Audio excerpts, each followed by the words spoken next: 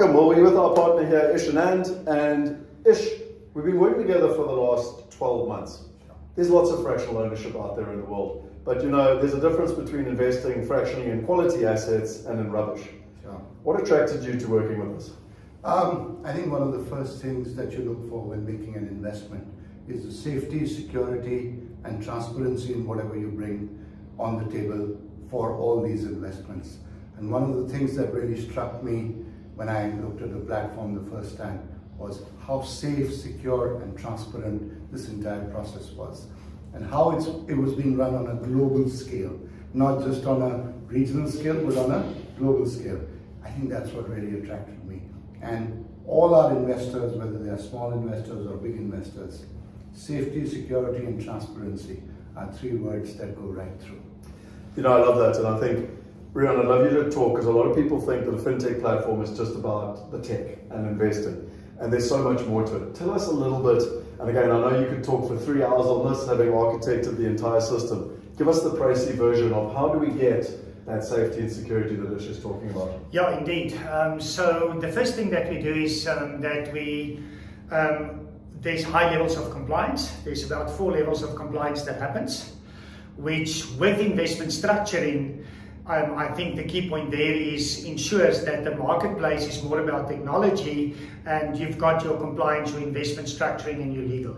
But the marketplace is not a free market. So we put vetted deals on platform. So in other words, vetted deals in terms of pre-approved partners or sponsors.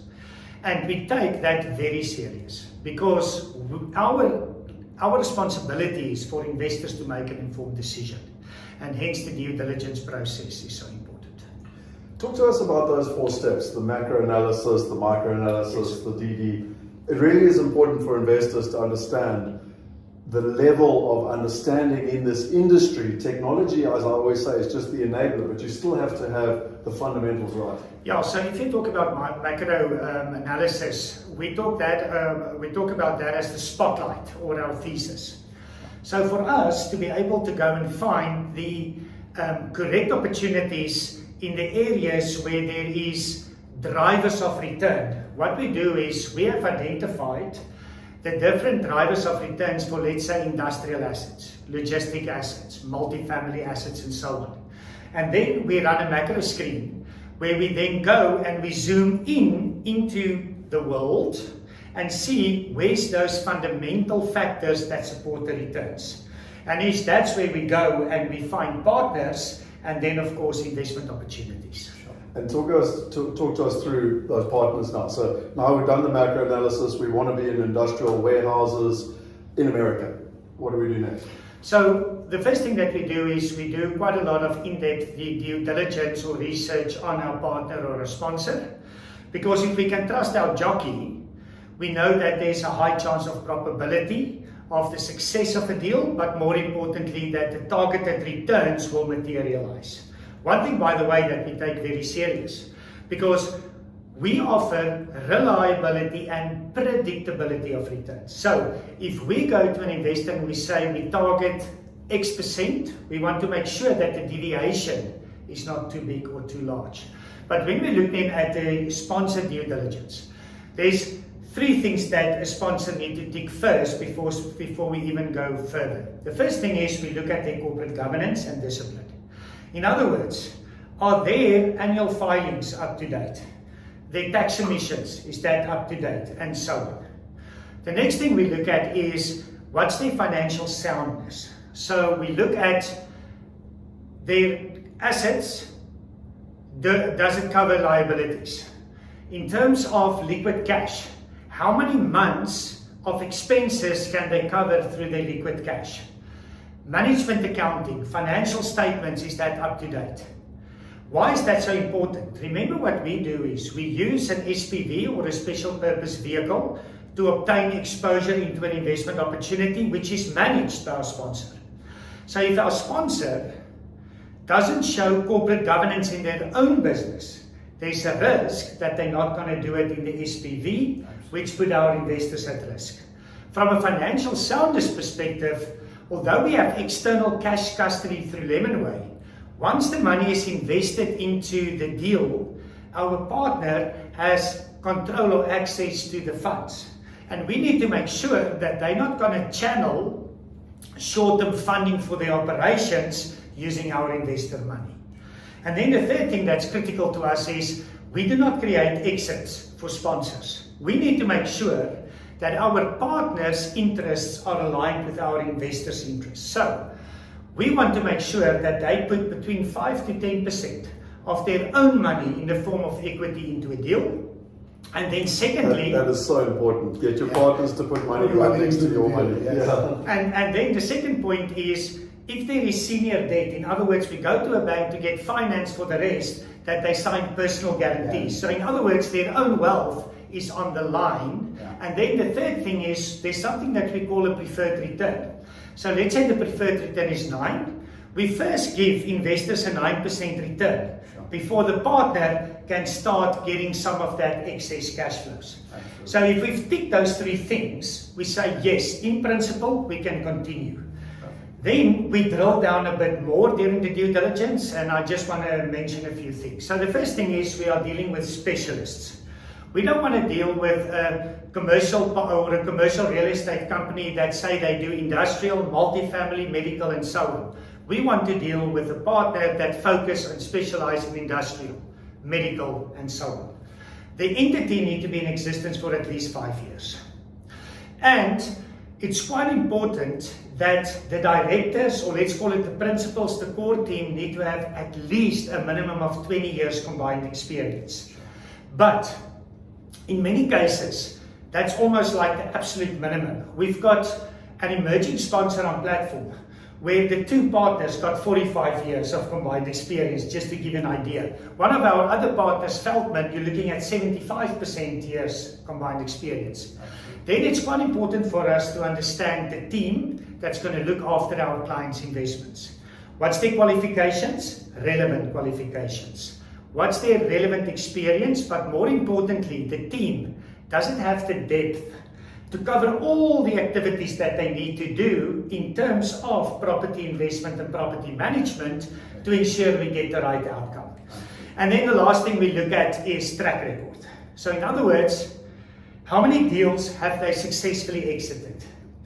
If they haven't, if there's a deal that didn't go as planned, why and how did they change their process? And then thirdly, what's their track record in terms of returns? And there we look at how many deals did they do, what did they project, and what did materialize. We've got a partner, MAC, roughly 30-35 deals. Not one of the deals underperformed what they projected, either in line or better. Because as I said, we're not guaranteeing anything, but we offer reliability and consistency of returns. So that's in a nutshell how we do the due diligence on a sponsor. The key point there is the supply team does it, but then it goes to investment committee consisting of 3 members that approves it. Another level of governance and control. Once we have a sponsor, Scott, we then go into the different investment opportunities, and there's also a due diligence process. And I think it's really important because we're not looking for fly-by-night sponsors. All of them are institutional, as Rion's already mentioned. We're looking for them to bring 3 to 4 deals a year to the platform. And if you think about it, if we've got 15 qualified institutional sponsors bringing 3 to 4 deals, that's 50 to 60 deals a year. That's more than 1 a week. That's more diversity than you and I as investors need. And it just gives you, so as Rion says, we go through that whole due diligence process. Ultimately, it gets down to the deal. Once the deal has qualified, then it ultimately goes onto the platform. And that's where, for someone like Ish and many of the partners that we've met here in Dubai and the UAE, what really astounds them is that to invest around the world in quality institutional assets, unless you had tens, if not hundreds of millions of dollars, was actually impossible. Because you had to fly to America, you had to go and build all the relationships, then you had to fly to England, go and build all the relationships, fly to Europe. It's impossible.